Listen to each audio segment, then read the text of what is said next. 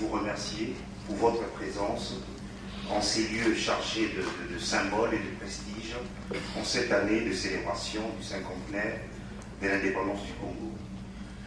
Notre gratitude s'adresse de manière particulière au ministre Charles Michel et à l'ambassadeur Henri Monvasakani qui ont soutenu intellectuellement et matériellement le projet de ces colloques qui ajoutera sans nul doute une marque singulière à la programmation des festivités qui s'organisent ici et là, et chaque jour qui passe, dans le cadre des 50 ans de l'indépendance du Congo. Nous remercions également les partenaires impliqués directement dans l'organisation scientifique et logistique de cet événement. Je pense naturellement à Héraclite et à son directeur si dynamique, Michel Commence. Je pense naturellement au Centre d'intelligence stratégique et des relations internationales, dont l'appui conceptuel et intellectuel a été déterminant pour ces colloques.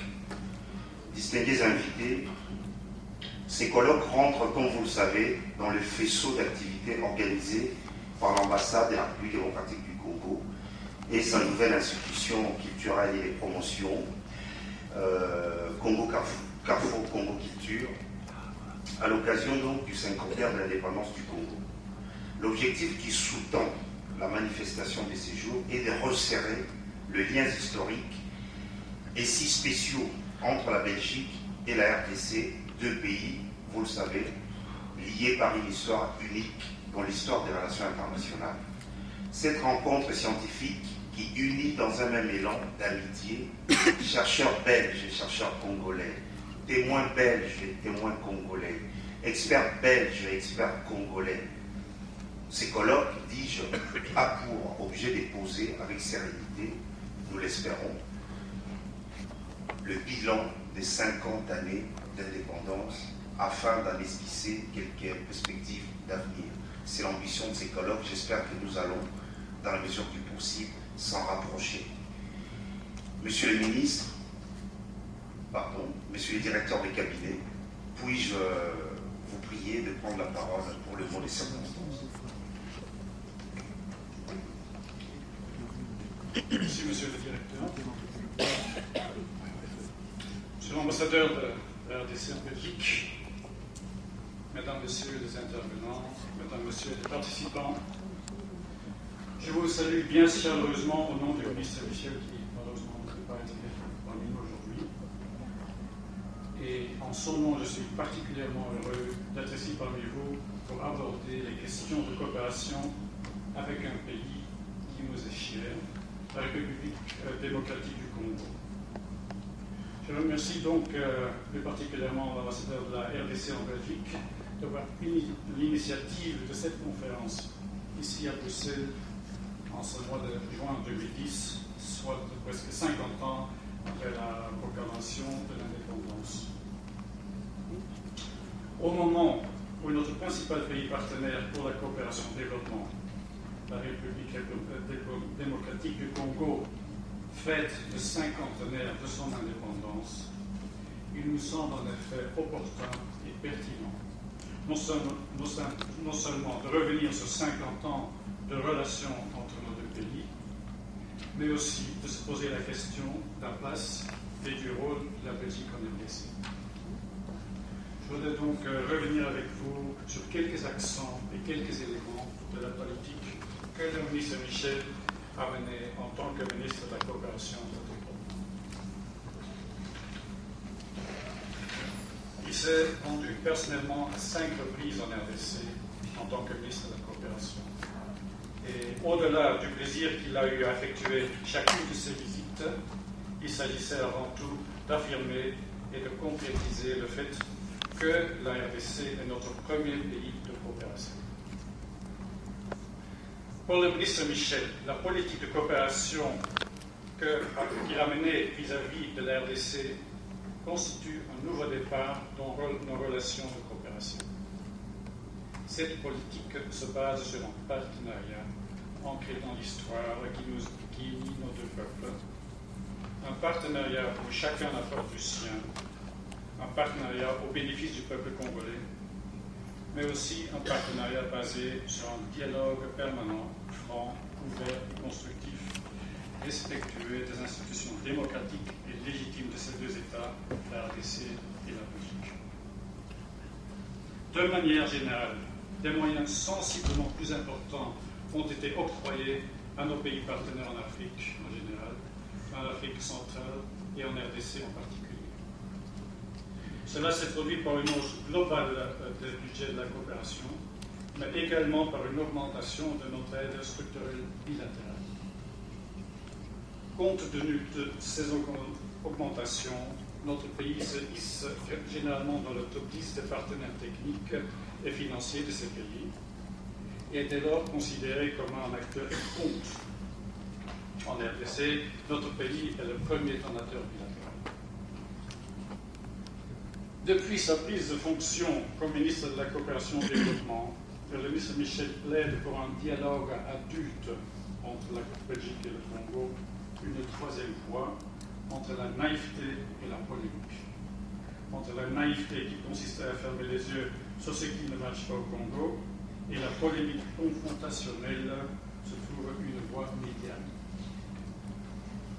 C'est la voie du dialogue adulte entre deux pays souverains avec une longue histoire commune, entre deux pays qui ont tout intérêt à continuer à travailler ensemble pour le bien-être de la population congolaise et belge. C'est cette voie qu'il a empruntée. Elle se traduit par un dialogue politique intense, franc, direct et donc respectueux entre des États souverains.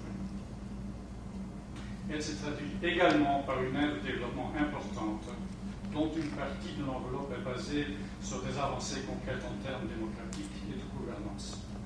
C'est dans cet esprit qu'en décembre dernier, le ministre Michel a conclu un accord avec son homologue Raymond Tshibanda ministre de la coopération régionale et internationale de la République démocratique du Congo, un nouveau programme indicatif de coopération pour la période 2010. Monsieur le directeur de cabinet, représentant personnel du ministre Charles-Michel Empêché, Mesdames, Mesdemoiselles, Messieurs, distingués invités et chers participants, notre joie est incommensurable en procédant à l'ouverture de ce colloque scientifique. Il rentre dans le cadre général des festivités célébrant le 50e anniversaire de l'avènement de la République démocratique du Congo à sa souveraineté dans les concerts des nations. En effet, il y a 50 ans, un acte glorieux et noble porta le Congo sur le front baptismal. Au nom du droit des peuples à disposer d'eux-mêmes, le Congo acquit son autonomie à s'auto-administrer et à définir librement sa trajectoire. C'est cet acte que nous saluons aujourd'hui dans la célébration de son jubilé d'or. S'il est question des liesses populaires pour rendre hommage aux pionniers de l'indépendance, s'il peut également s'agir d'exaltation des valeurs culturelles et de l'identité reconquise, ce moment mémoire propice aux commémorations requiert de la remémoration. Celle-ci ne saurait s'engluer inutilement dans les lamentations ou l'exhumation des vestiges macabres. Sans aller jusqu'à lisser artificiellement une histoire faite d'heures et de malheurs, nous voulons, à travers la science, l'analyse, l'évocation rationnelle et l'inventaire sans complaisance, mettre en lumière le vécu d'hier pour en tirer les leçons pour demain. Belges et Congolais, ensemble, ont le devoir de poser le diagnostic en auscultant leur histoire commune. Mieux, ils ont l'obligation de proposer un pronostic sur l'avenir de leurs relations. Ainsi, pour nous, la commémoration prend un sens particulier, un moment de rencontre entre l'égaiement et la réflexion. À côté des activités ludiques et festives, le cinquantenaire se veut un moment de pensée, un lieu de questionnement sur ce qui fut, ce qui est et ce qui devra être. Cette commémoration n'est donc pas une simple opération d'ordonnancement du temps. Évoquer l'histoire vise pour nous à rendre sensibles les liens unissant acteurs et destinataires du geste et à esquisser leur devenir. Elle a pour rôle de nouer en gerbe passé et avenir en transitant par l'instant présent. Elle nous permet de mettre en lumière une des facettes de notre identité nationale. Les cérémonies de cette célébration auront donc un contenu aussi bien festif que réflexif. Des colloques, des études, des conférences, des livres viendront agrémenter les festivités du cinquantenaire.